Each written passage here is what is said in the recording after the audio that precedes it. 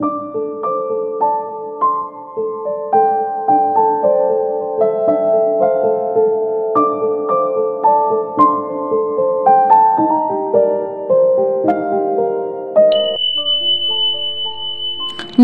বন্ধুরা, আমি স্মৃতি।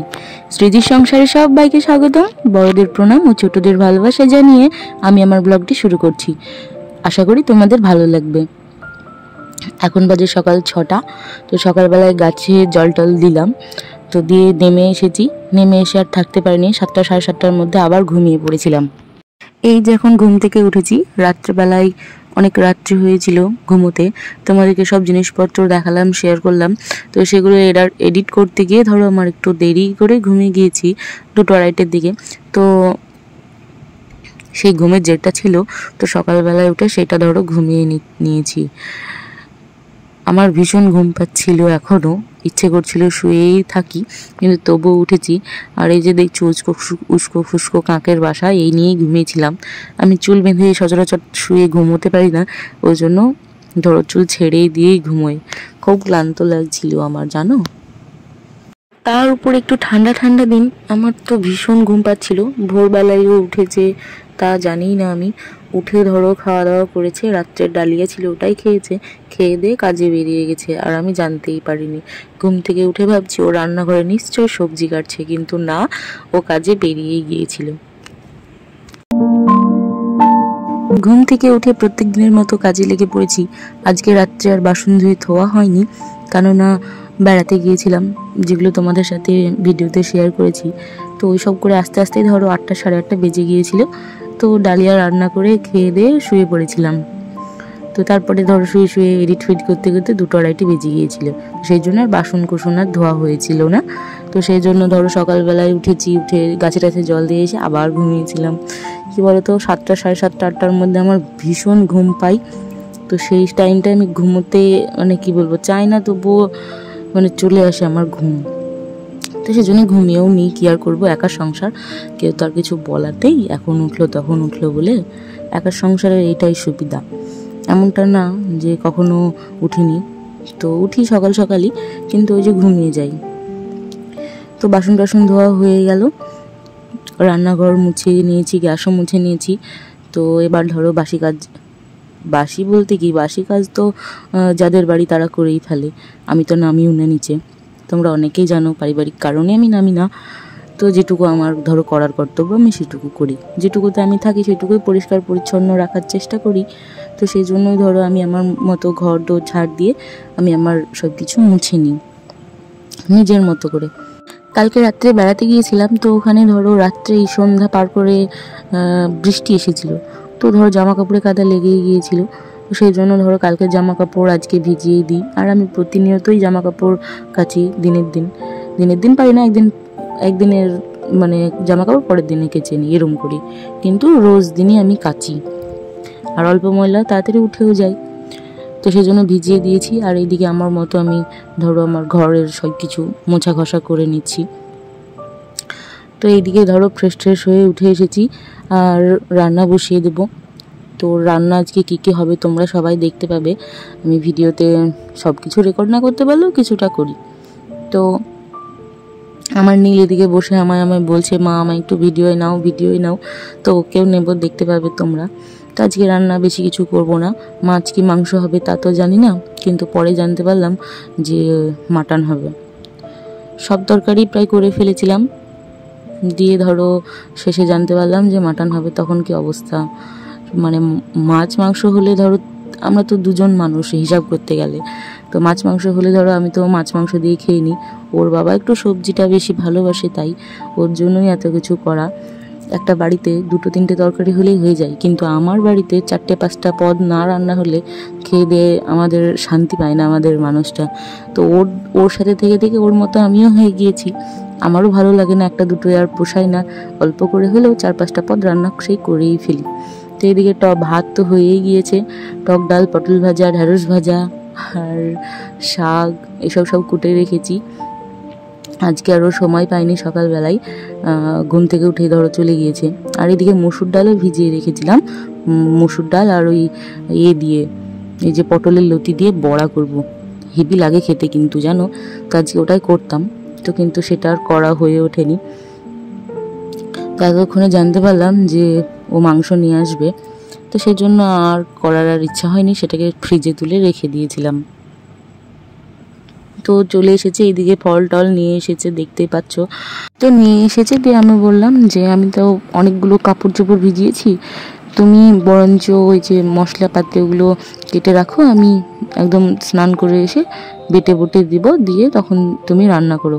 আর খাসির মাংস ধরো আমি রান্না করতে পারি না, সত্যি বলছি, মানে পারি না কি, চেষ্টা করে নিয়ে যা, ও কিন্তু রান্নাটা বেশ ভালোই করে। আর পাটায় বাটা মশলা দিয়ে রান্না তো হেভি টেস্টি হয়। তো সেই জন্য ও মিক্সিতে আর বাটতে চায় না, আমায় বলে পাটায় বেটে দাও। আর এদিকে অনেকটা বেলাও হয়ে গিয়েছিল, তো ওই জন্য আমি বললাম আমি আগে জামা কাপড় কেচে কুচে আসি, তারপরে তোমায় ঠিকঠাক করে দেবো, তারপর তুমি রান্না করো।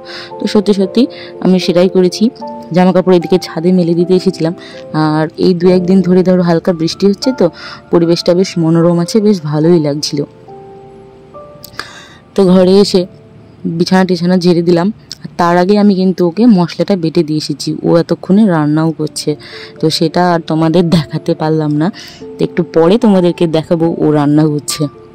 কী বলতো, গরম তো, আর মানে পুরুষ মানুষ বেটা ছেলে, ওরা তো আর আমাদের মতো টিপটাপ হয়ে থাকবে না। আমরা যতই অগোছালো থাকি তবুও একটু টিপটাপ হয়ে থাকি, ওরা তো আর থাকে না একটা লুঙ্গি কিংবা একটা গেঞ্জি পরেই দিন কাটিয়ে দেবে।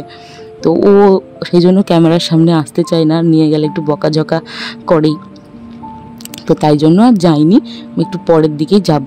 তো ঘরটা গুছিয়ে নিলাম, এবার ঝাড়ঝোড়টা দিয়ে নেব, মুছে নেব, ব্যাস তাহলে আমার আজকের সংসারের অর্ধেক কাজ কমপ্লিট। খাওয়া দাওয়াটা হলে পুরোটাই কমপ্লিট হয়ে যাবে। তো দেখতে থেকো আর পাশে থেকো অবশ্যই, কেমন? আর ভালো লাগলে অবশ্যই পাশে থেকো সোনারা মনারা, ভালো না লাগলেও থেকো এই বোনটার পাশে, কেমন? আমি এদিকে ঘর পরিষ্কার করছি, আর তোমরা নিশ্চয়ই ভাবছো আমার নীল কই। নীল গেছে স্নান করতে, ও আজকে আমায় বলেছে একা একাই স্নান করবে, তো যা করগা। শাওয়ার চালিয়ে দিয়েছি, দিয়ে ভিজছে টিপ টিপ করে, খুব মজাই হচ্ছিল ওর। তো আমি বললাম ঠিক আছে, তো তুই নিজের মতো করে স্নান কর আজকের দিনটা। ওর বাবা রান্না করছে, আমি এদিকে ঘর দোর ঝাড়ামোছা করছি।